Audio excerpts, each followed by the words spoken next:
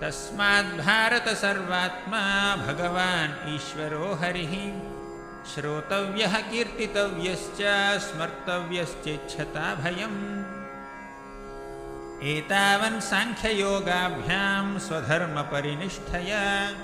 जन्मलाभः परः पुंसाम् अन्ते नारायणस्मृतिः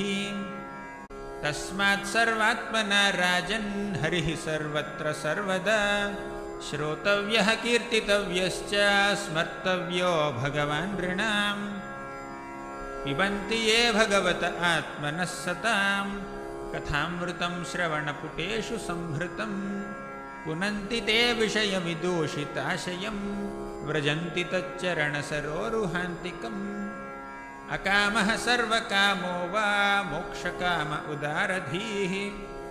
तीव्रेण भक्तियोगेन यजेत पुरुषं परम्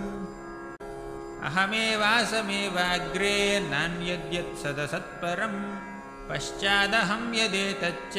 यो वसिष्येत सोऽस्म्यहम् ऋतेऽर्थं यत्प्रतीयेत न प्रतीयेत चात्मनि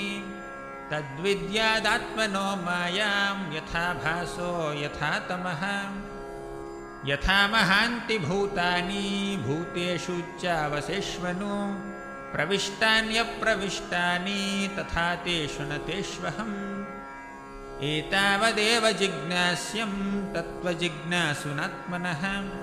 अन्वयव्यतिरेकाभ्यां यत् स्यात् सर्वत्र सर्वदा